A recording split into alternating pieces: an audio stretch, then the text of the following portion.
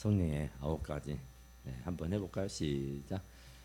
사랑과 희락과 화평과 오래 참음과 자비와 양선과 온유와 충성과 절제니.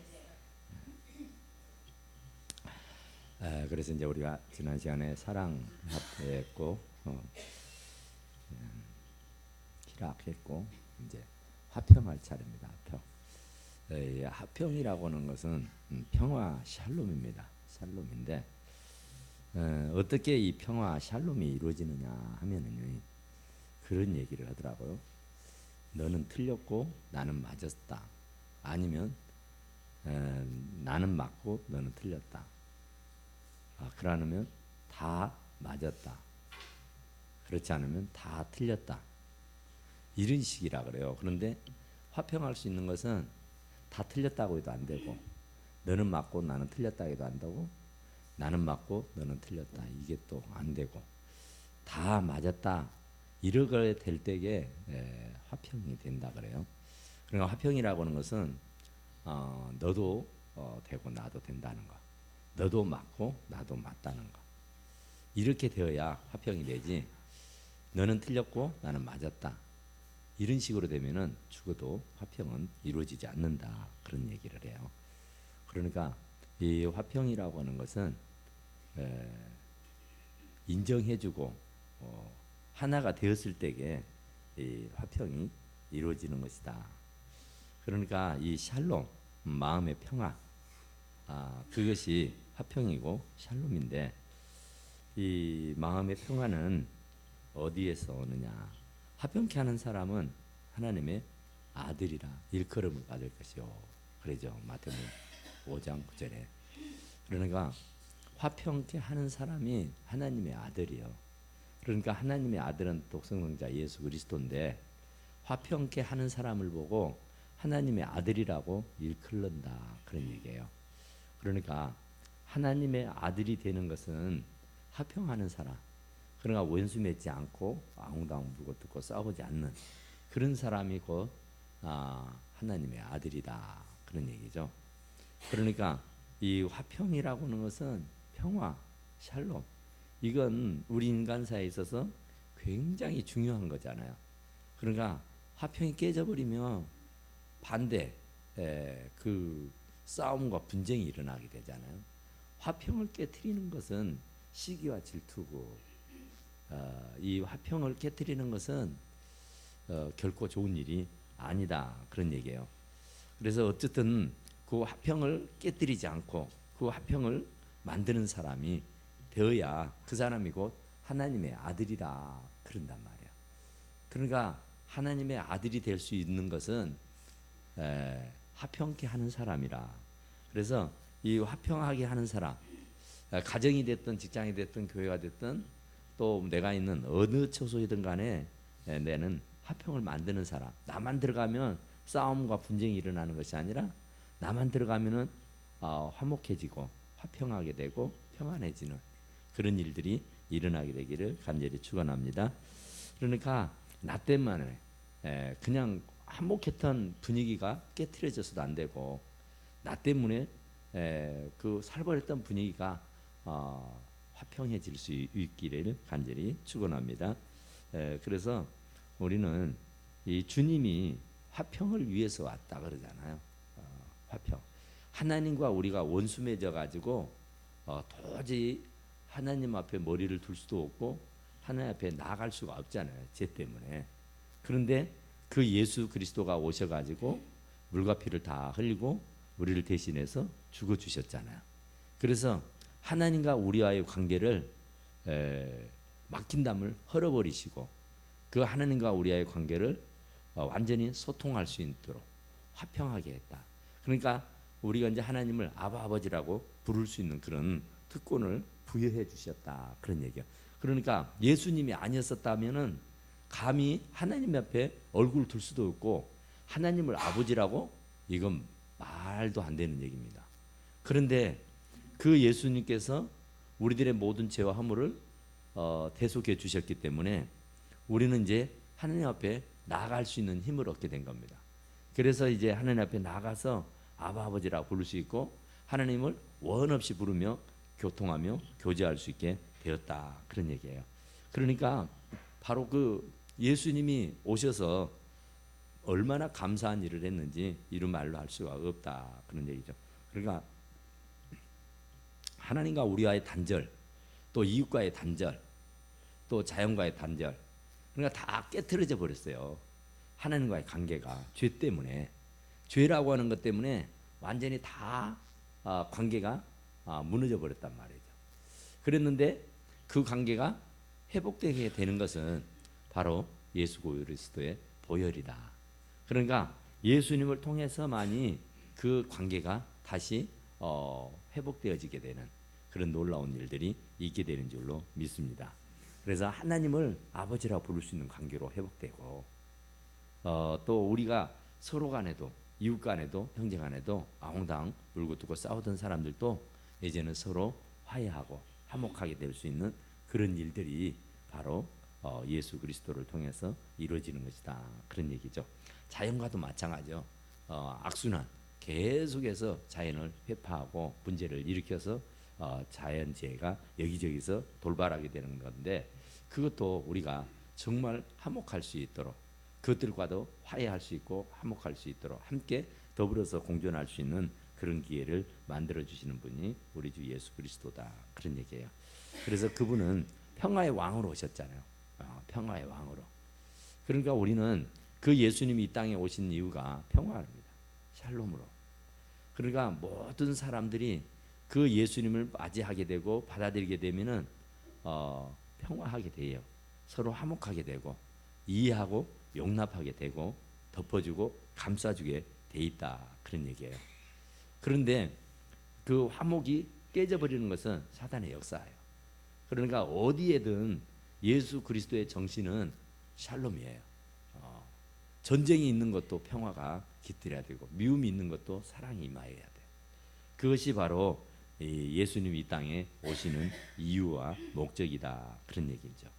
그러니까 우리는 어쨌든 간에 예수 그리스도가 오셔서 우리들의 모든 죄 문제도 해결해 주셨어. 그래서 이제 하나님 앞에 우리가 담대히 나갈 수 있는 그런 용기, 그런 힘을 허락해 주셔서 이제 그 하나님 앞에 무엇이고는 얘기하고 말씀드릴 수 있게 되었다. 그런 얘기죠. 그래서 이제 우리는 누구하고도 화평해야 됩니다. 그러니까 하나님과도 화평해야겠지만은 이웃들 간에도 우리는 화평해야 되고, 국가 간에도 서로 화평해야 되고, 누구하고도 등을 지고 싸우고 물고 하면은 안 되는 것이다. 그러니까 그 화평이 깨트려져 버리면 굉장한 문제가 생기게 되고, 분란이 일어나게 되고, 싸움이 생기게 되고, 거기에는 큰 문제가 일어나게 되는 것이다. 그런 얘기죠. 그래서 로마서 12장 18절에는 할 수 있거든. 너희로서 모든 사람으로 더불어 평화하라, 화평하라 그래요. 할 수 있으면 모든 사람들하고 평화해라, 화평해라, 그런 얘기예요. 그러니까 우리는 누구하고도 싸워서는 아니 되고, 주님이 오셔서 그 모든 전쟁을 종식시켜 주셨어요. 그 모두가 물고 뜯고 싸우던 사람들이 이제 화목하게 되고 화평하게 되게 됐다. 그런 얘기죠. 또 히브리서 12장 14절에 보면은 모든 사람으로 더불어 화평함과 거룩함을 쫓으라. 이것이 없이는 아무도 주를 보지 못할 것이다. 그랬어요. 그러니까 모든 사람으로 더불어 화평하고 거룩함으로 쫓으라. 그래야 바로 그 사람이 하나님을 볼 것이다. 그랬어요. 그러나 주님을 볼 수가 없다면 그건 너무너무 불행한 일이잖아요. 하나님 나라 갈 수 없다는 얘기 아니에요. 그러니까 화평을 깨뜨리는 사람, 화평이 끝나버리면은 안 되는 것이다. 그런 얘기죠. 화평이 없으면 주를 볼 수가 없다. 그래서 주님을 볼 수 있으려고 하면은 어쨌든 간에 화평해야 된다. 그런 말이에요. 그래서 우리는 그런 얘기를 해요. 틀렸다는 얘기를 많이 합니다. 우리가 이 지구상에는 60억 이상의 사람들이 살아요. 그런데 그 60억 이상의 사람들이 똑같은 사람이 하나도 없습니다. 다 각자 개성이 다 달라요. 그러니까 틀리고 맞다, 틀렸다는 것과 다르다는 것은 굉장히 달라요. 억양도 다르지만은 거기에 품고 있는 의미도 엄청 달라요. 그러니까 우리는 나하고 생각이 다를 뿐이지 틀린 것은 아니에요. 그러니까 우리는 틀렸다 그러면 맞았다는 얘기잖아요. 틀렸다는 얘기는 또 맞을 수도 있다는 거고, 맞았다는 얘기는 또 틀릴 수도 있다는 얘기잖아요. 그러니까 이게 틀렸다고 얘기해 버리는 것과 맞았다고 얘기해 버린 것은 굉장한 차이가 있잖아요. 그런데 이 지구상에는 같은 사람이 하나도 없어요. 한나라시에 태어난 쌍둥이도 다 다르잖아요. 그런데 그걸 틀렸다고 얘기할 수가 없습니다. 그것은 나하고 조금 다를 뿐이다, 그런 얘기예요.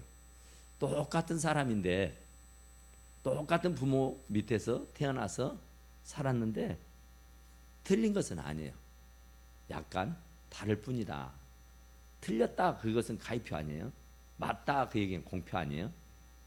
그러니까 우리가 이 맞다 틀리다라고 이 정해 놔버리는 것. 그러니까 내 말은 옳고 네 말은 틀리다.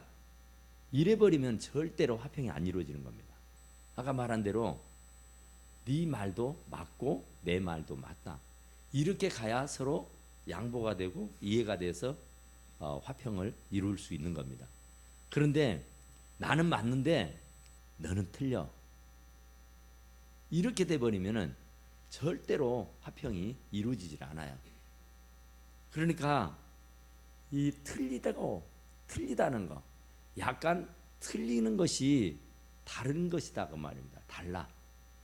틀리다는 것은 가이표 아니에요. 틀리다는 것은 완전히 잘못됐다는 얘기 아니에요. 그런데 약간 다르다는 것은 나하고 아주 비스코롬하다, 그런 얘기죠. 그러니까 우리가 화평할 수 있는 방법은 그냥 공표 가이표를 쳐가지고 딱 정해버린다든지 정죄를 해버리면은 절대로 화평이 안 이루어지는 겁니다. 내가 듣자 하니 당신의 말도 옳아. 하지만 내 말도 틀리지는 않지 않느냐. 이렇게 얘기하면은 화평이 이루어져요. 그런데 당신 얘기는 다 틀리고 내 말만 옳다, 맞다 이래버리면은 절대로 화평이 이루어질 수가 없다, 그런 얘기예요.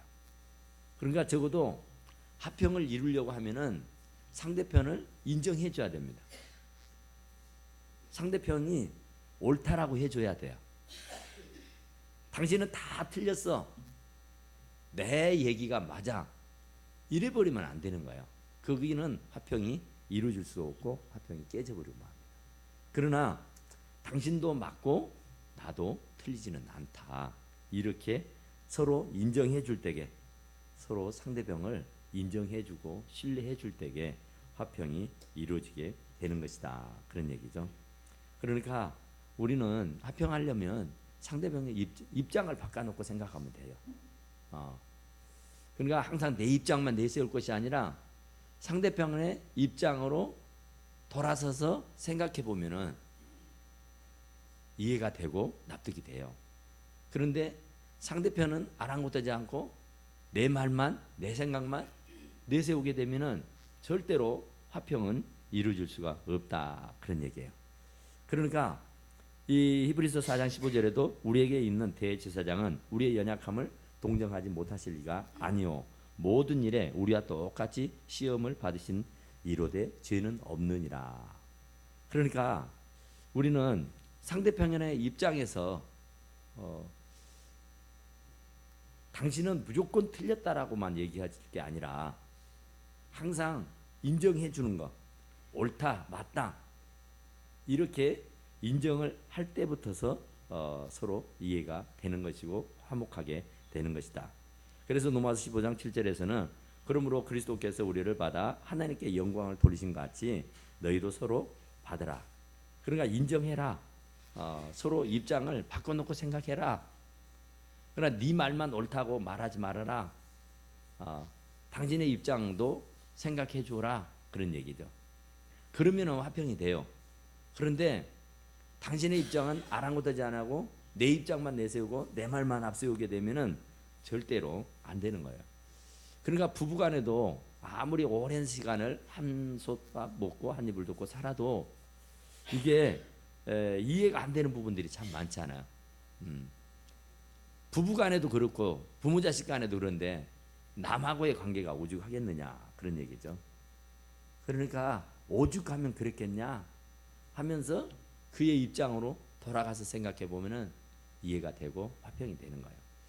옛날 성 프란시스코라고 하는 분이 자기 제자들과 수도원에서 도를 그 말씀을 듣고 배우고 이런 일들을 하고 있을 때였는데 이 프란시스가 잠깐 외출을 했어요. 외출을 했는데 산에서 지내는 산적들이 그 산중에 있는 수도원으로 침입을 해왔습니다.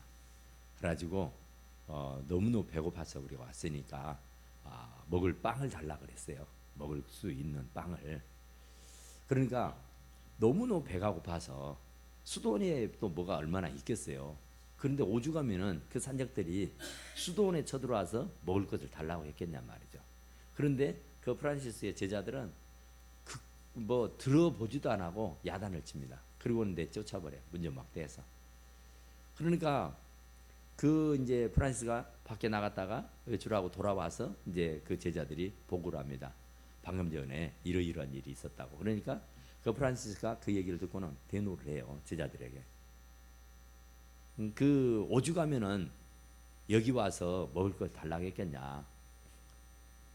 그러면은 정말 얼마나 배가 고프고 얼마나 먹을 게 없었으면 이런 수도원에 와서 먹을 것을 달라고 했겠냐. 그러면은 거두절미하고 먹을 것을 내줬어야지 어떻게 문전박대해서 내보낼 수가 있느냐. 그건 안 될 일이라. 그리고는 제자들을 호통을 쳤어요. 그리고는 그 수도원에 있는 먹을거리를 챙겨가지고 산으로 내보냅니다. 산으로 내보내서 조금 전에 찾아왔던 그 산적들을 찾아요. 그래 결국은 찾아서 그들이 가지고 왔던 그 음식을 나눕니다.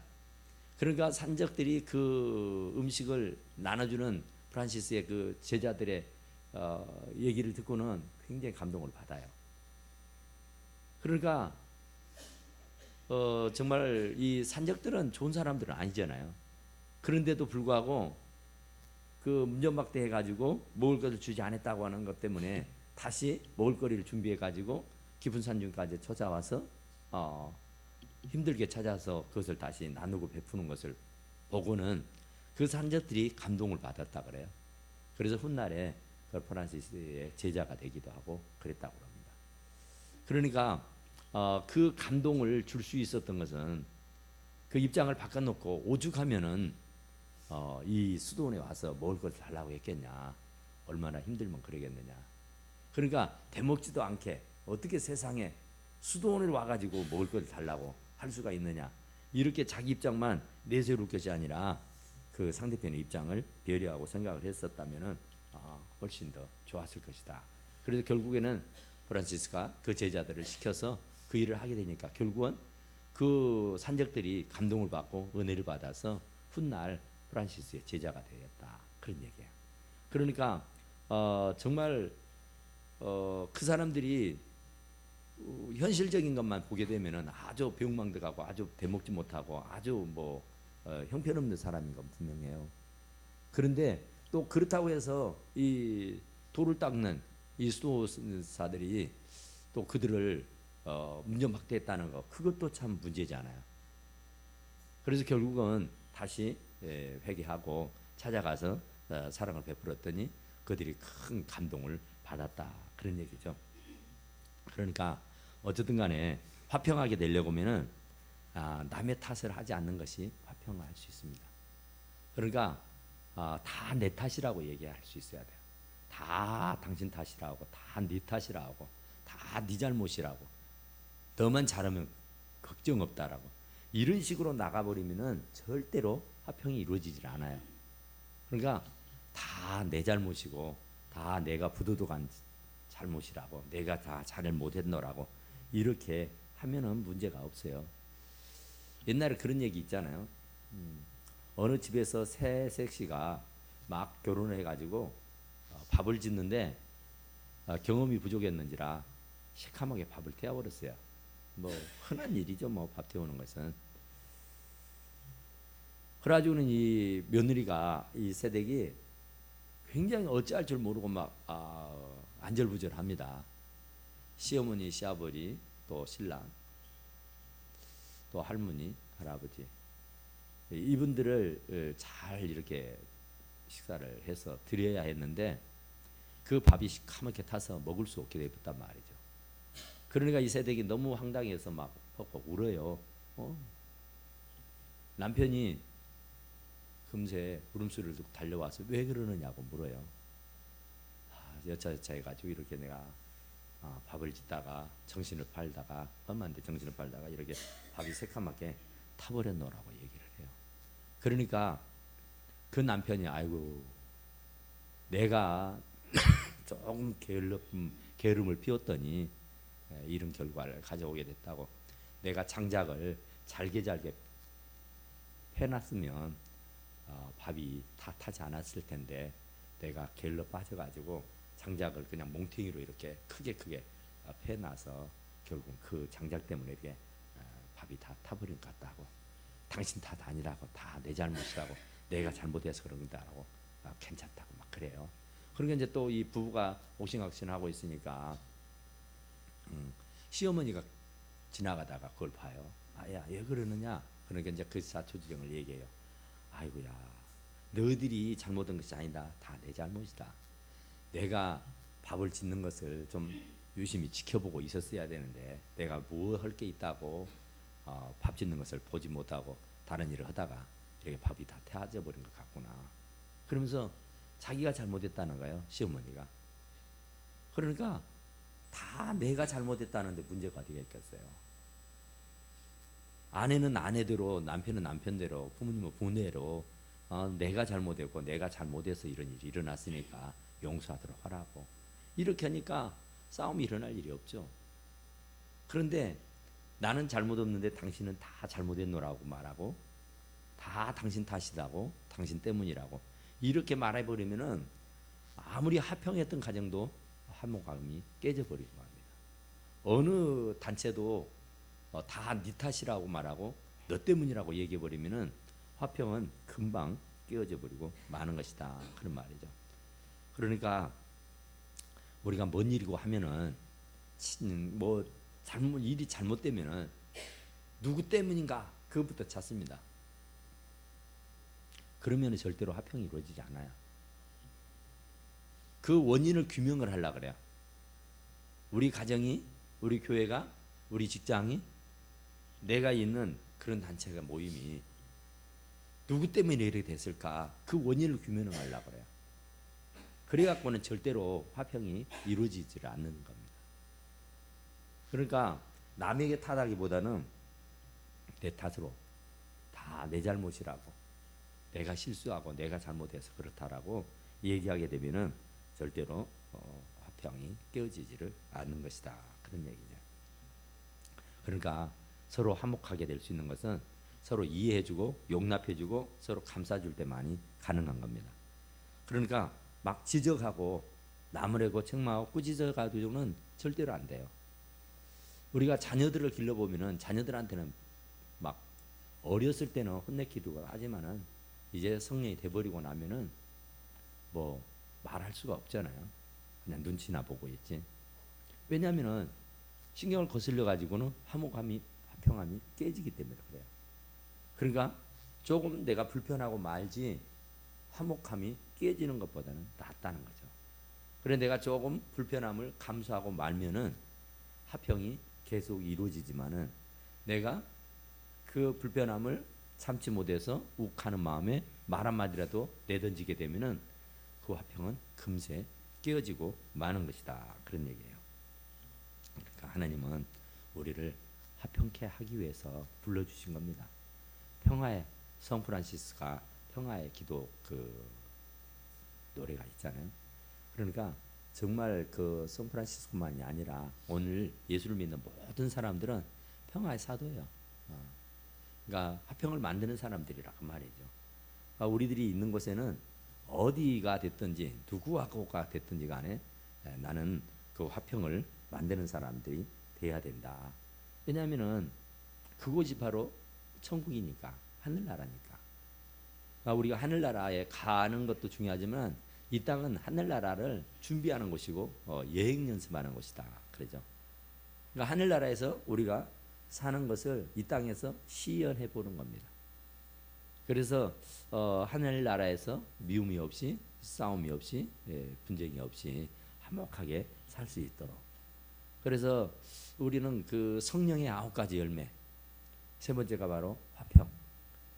그러니까 예수님께서 산상보훈을 말씀하시는데 심령이 가난한 자부터서 팔복을 얘기하잖아요.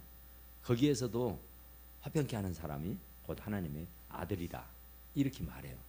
그러니까 화평케 하는 게 얼마나 중요한가.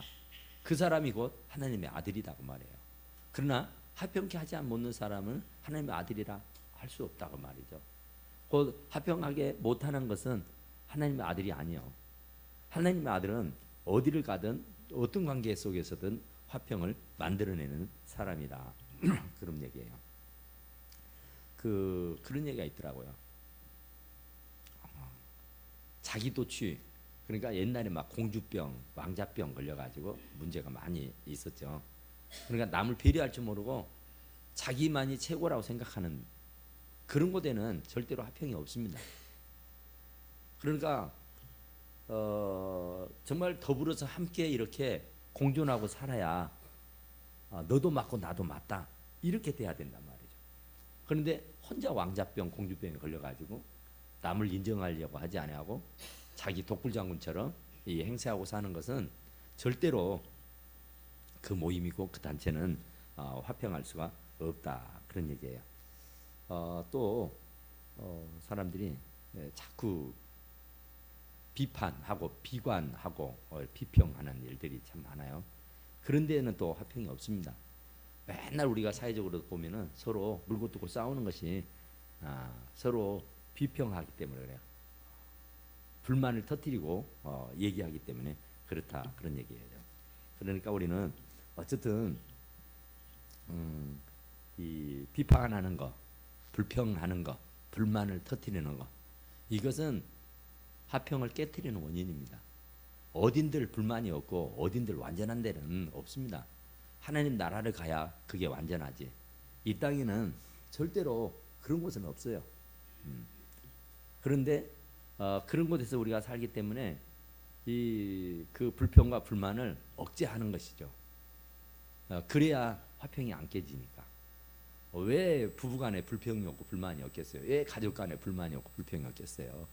그런데 화평을 깨뜨리면 안 되기 때문에 참고 견디는 것, 극복하는 거죠. 그러니까 어느 모임이고 어느 단체고 간에 내가 소속되어 있는 그곳에 불만이 없을 수가 없어요. 내 마음대로 안 되는 거잖아요. 내 생각대로 되어지는 건 아니잖아요. 생각이 다를 수 있습니다. 그렇다고 해서 불평하고 불만을 하게 되면은 결국은 분란이 일어나고 문제가 생기게 되고 이게 화목이 깨져버리게 돼요. 근데 주님은 어떻게든지 화목하라고 말하죠.